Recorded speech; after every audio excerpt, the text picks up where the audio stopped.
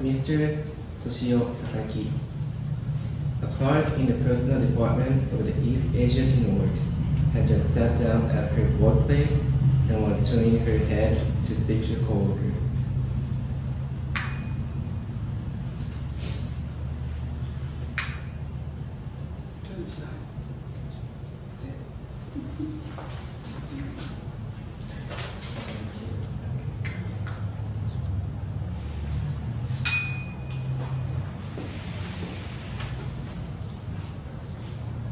Dr. Masakazu Fuji, owner of a private hospital, was sitting down to read a newspaper on his porch.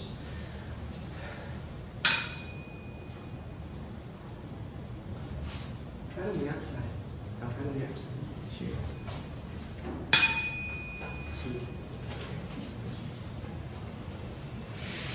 Mrs. Hatsuyo Nakamura, a tailor's widow, sat by the window of her kitchen, watching a neighbor tearing down his house for the air raid defense fire lane.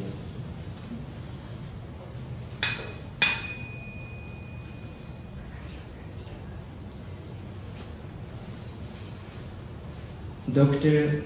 Terusumi Sasaki, young member of the surgical staff of the city's modern Red Cross hospital, was carrying a blood specimen down a corridor for a Wassermann test.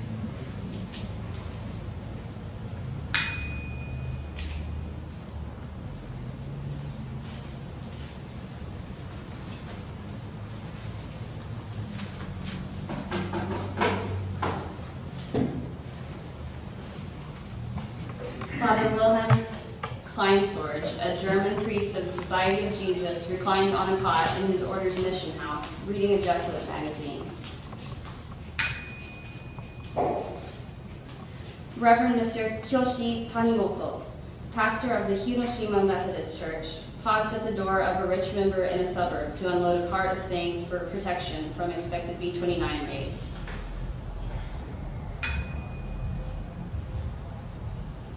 From Unforgettable Fire, a collection of drawn or painted recollections by untrained citizens who could not forget the hours following the bombing of Hiroshima, August 6th, or Nagasaki, August 9th. Mr. Iwakichi Kobayashi saw countless numbers of people suffering from burns, and at the age of 77 drew a young lady covered with a burned sheet of tin roofing lying on the riverbank.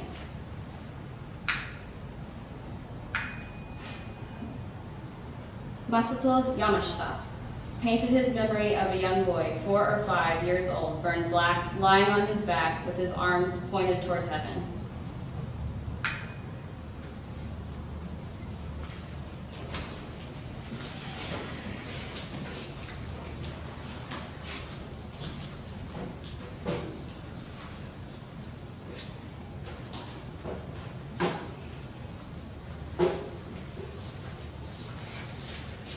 The next 5 are also from Unforgettable Fire.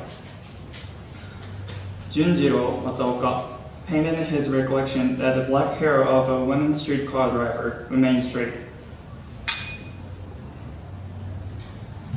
Akiko Takakura recollected the hand of a corpse lifted to the sky and the fingers burning with blue flames.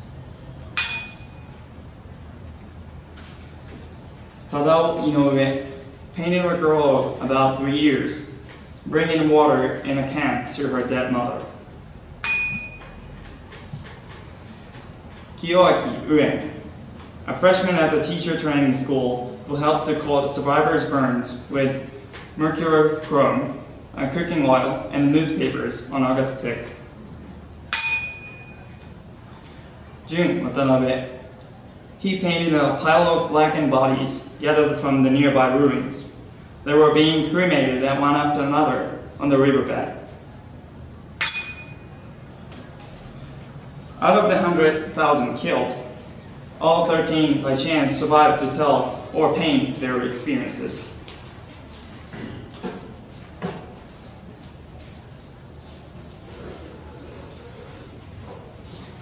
With deepest sympathy on the demise of the victimized and their families. Thank you.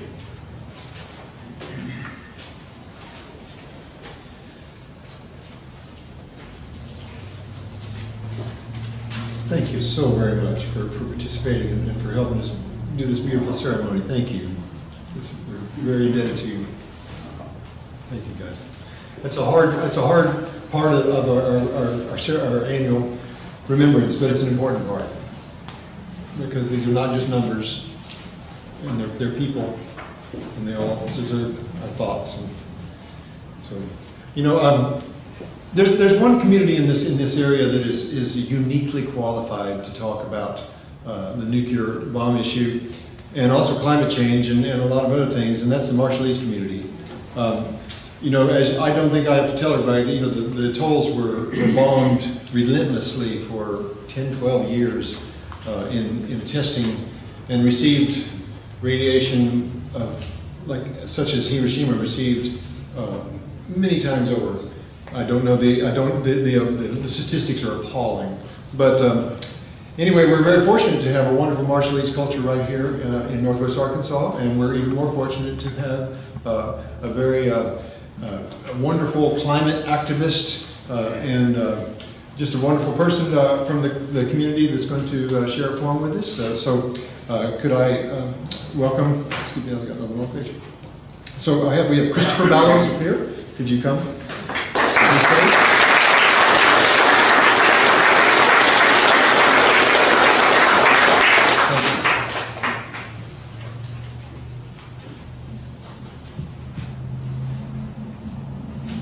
All right, I speak kind of soft, so I'm going to try to speak close to the mic.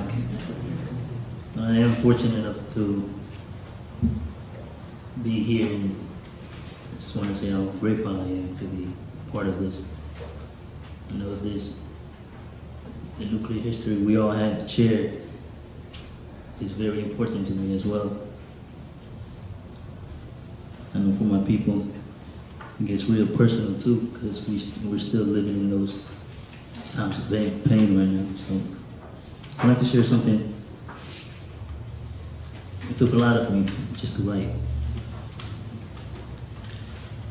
I call it Nuclear Stories. Hiroshima, Nagasaki.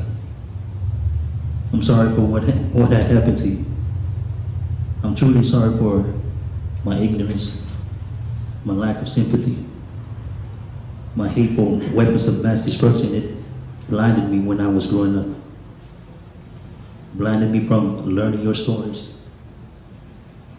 Blinded me from understanding your pain, your struggles. And blinded me from reaching out to you to say, how can I help? I ask and blame myself, why was I not truly aware of this sad, inhumane part of history? And then I realized, I don't quite understand my own nuclear history. I still don't understand this nuclear legacy shown all over articles, documentaries, and on the internet. To this day, I'm still learning about some of the bombs like Baker, Mike, Bravo. And the crazy part is, there were 64 more. I had no idea what jelly babies were. I had no idea what Project 4.1 was. I don't understand why they told my people this was for the good of mankind. But everything is in God's hand, my people said. But I don't understand why our heroes of World War II became our villains too. I didn't understand why my grandfather made occasional trips to Washington, D.C. and other parts of the world for my people of Bikini. I don't understand why my people are dying from cancer left and right. I don't understand why a civilized nation not know the value of human life. Are we less human because we don't talk like you?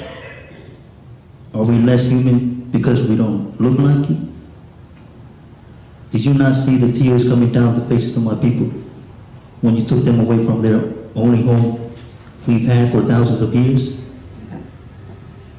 Did you not recognize the heartbreak of my people when you took them away from our loved ones, once laid rest beside our homes, now buried under your nuclear legacy?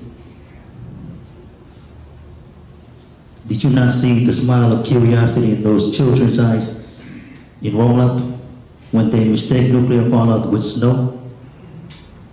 No. Did you not see the fear in the eyes of those mothers giving birth to unrecognized little human beings? I still find it confusing because in the end, they identify my people as nuclear savages. So I ask you, what defines humanity and what defines savagery? Because this nuclear legacy and my family's and friends' nuclear stories, surely you can tell who are the savages. Few generations and innocent lives later, my people and I are doing our very best to lead this fight for a nuclear zero world. So others don't have to go through what we are still going through. Like the determination of my ancestors to do the impossible by reaching those islands thousands of years ago, I know this is possible. It's been 70 years now my people have lived in exile. But yet we still smile. Why? Because we know everything is in God's hands. So Hiroshima, Nagasaki, again, I'm truly sorry. Together, we can better the world with our stories.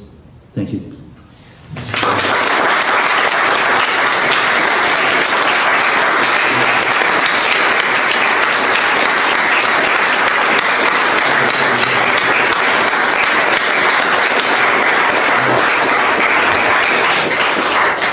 That's very moving.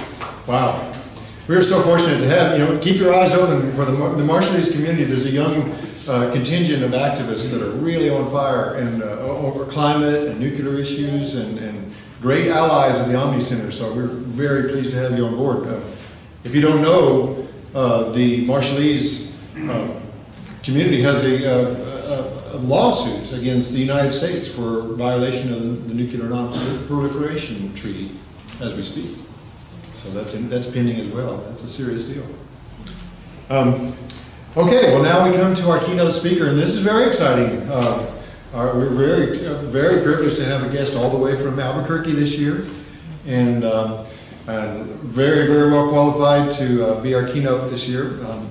Maria Santelli, get my notes together. Maria Santelli, she is the executive director of the Center on Conscience and War, and she's a longtime activist and worked for disarmament and accountability for 2 nuclear weapons laboratories in New Mexico for years, and then served as the coordinator for the Albuquerque Center for Peace and Justice, and has worked extensively with issues concerning veterans. In fact, she founded the New Mexico's GI Rights Hotline, and she now serves as the executive director again for the Center on Conscience and War. And we're very fortunate. She has her talk today is called Witnessing and Mobilizing the Power of Conscience. And I'm just very pleased to have her here, Maria Santelli.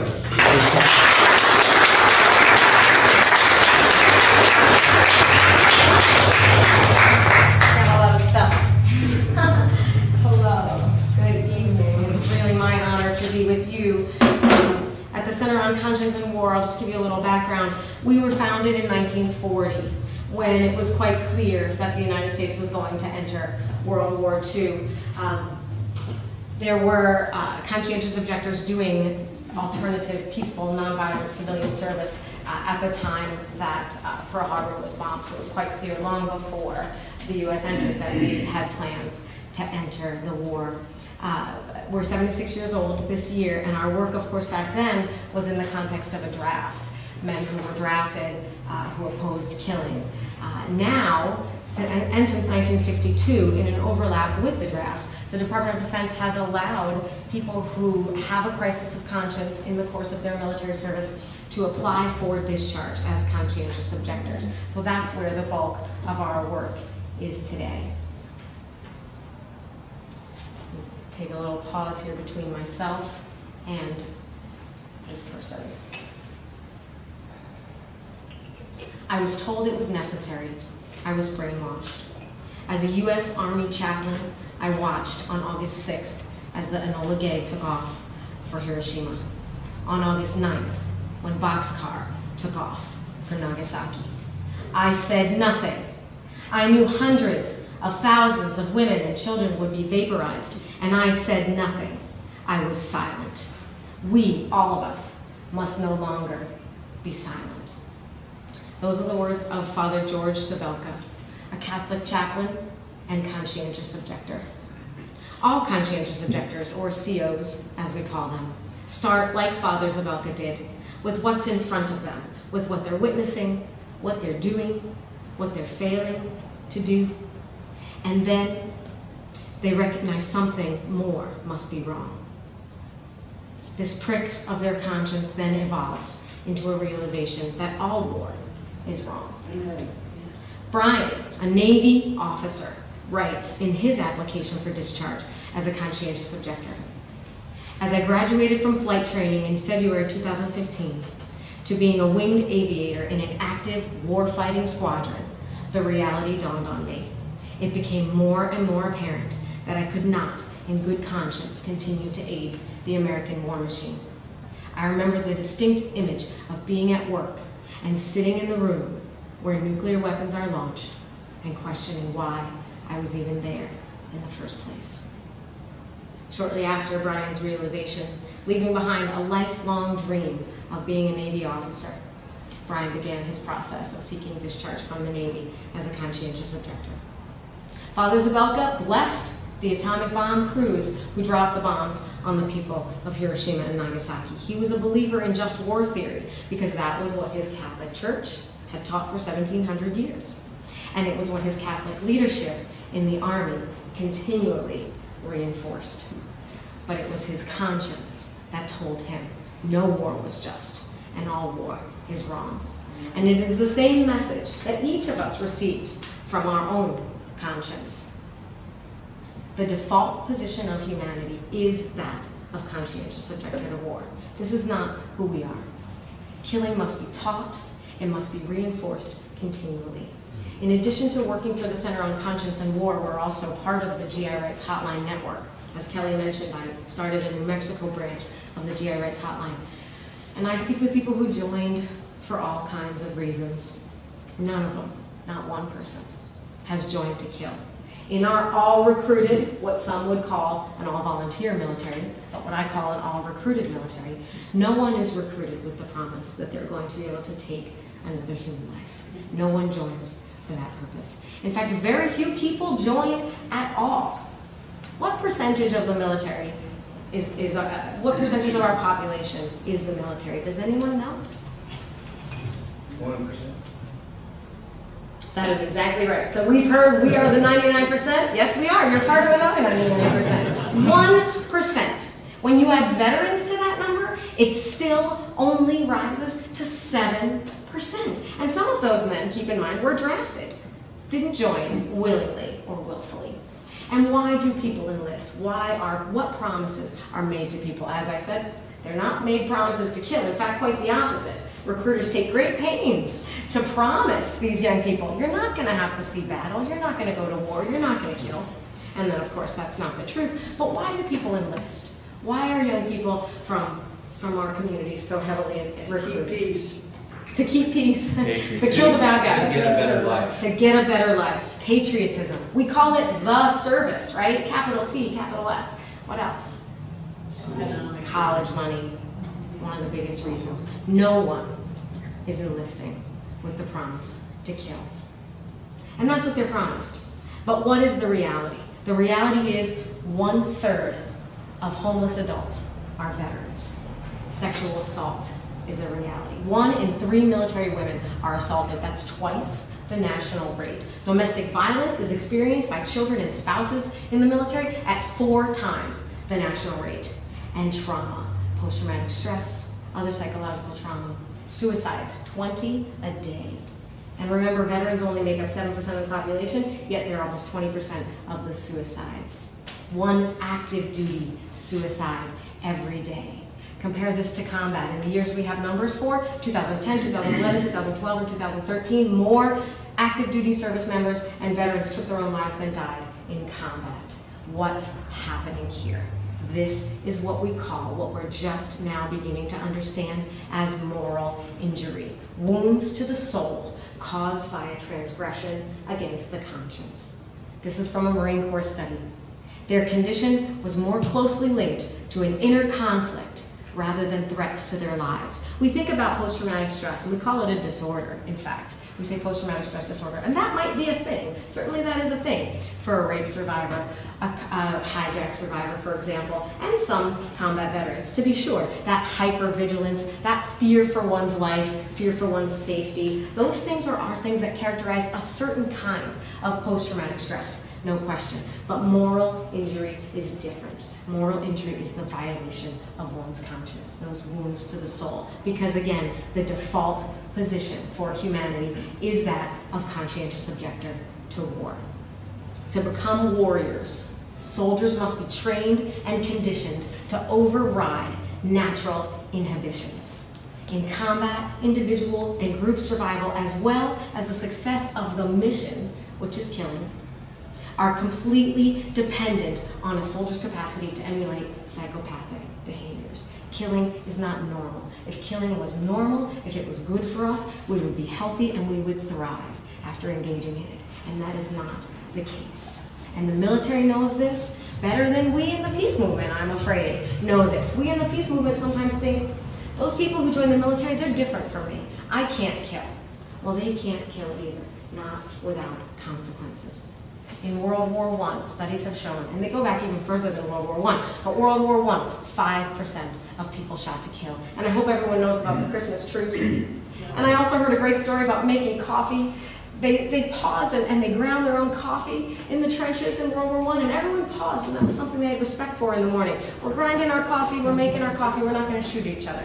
And then, of course, the Christmas truce. But even still, when they did shoot, 5% of people were shooting to kill. They were shooting up into the sky, they were shooting in the ground, they were pretending to shoot, they weren't shooting to kill. World War II, the good war, 15% maybe shot to kill. By Vietnam, 90% of soldiers were shooting to kill. Today, the numbers may be even higher. What happened? Military training evolved to meet the military's goals. The conscience is overridden with extensive scientific and laser-focused training to teach a soldier to kill by rote, to kill without thinking and circumventing the conscience. Do folks remember Camilo Mejia? He was the first person to resist redeployment to Iraq way back in 2004. And Camilo was in a fighter fight in Baghdad. And he fired 11 rounds without even knowing that he had fired his weapon. It wasn't until later that he looked at his ammunition and realized what he had done. The conscience is suppressed just long enough for a soldier to be useful to the war machine. But they're taught to kill. They're not taught how to survive. Because the conscience will always come back. And for many, the result is moral injury. And what's the military's response? Drugs, denials, discharges, and distance. Drugs. 20% of service members are prescribed psychiatric drugs. At one of our bases, Joint Base Lewis McChord, nearly 300 diagnoses of post-traumatic stress have been reversed in order to continue to redeploy traumatized troops. There are at least 80,000 cases that we know about just in the Army alone of people being discharged with acts of misconduct or things that are called pre-existing conditions, so that the Army is not responsible for the damage that they've caused. They're not responsible for continued care, for the costs of war. These are the additional costs of war. If the military were to take responsibility for what happens for the damage to our souls from what we're asking these people to do or what they're doing in our name, the cost of war would be even greater than it is. 80,000 cases just in the Army alone. And these misconduct cases are often people self-medicating, acting out trauma that is going untreated or undiagnosed. We have a better response, and that response is justice. A lot of times, these service members are told, you can either follow your conscience or follow your orders. Following your conscience, disobeying your orders, well, those consequences are, we know what they are. They're finite, they're manageable. Maybe you'll get court-martialed, be busted down in rank, get a dishonorable discharge. Finite, manageable by most people. Disobeying your conscience, violating your conscience, these consequences are infinite. We're just beginning to understand. So we have this third option, and that is conscientious objection. And conscientious objection is a way for someone to take back that morality, to take that proactive step, reclaim the conscience, and begin that process of healing. So what can we do to support these service members? I ask that we wage an active challenge against the idea that violence is human nature. We make decisions based on patterns that we observe. And what are we given to observe? What's in our popular culture? Dirty street crime, of course war, but not the parts that are helpful for people to see, not an open and honest discussion, but bad guys. We need good guys to kill the bad guys. And there's all this violence. And I find that members of the peace movement engage in some of this too. How many times have you heard, or have you maybe even said, the world is so violent? The world is such a violent place. But is it? I don't know what your grocery store here is, but when you go shopping, the Omni Natural Food Store, or no, what is it called? Should be on. Yeah, what's that called? It's a natural food store. No one's, you see people waiting in line. You don't see people ramming their carts into one another.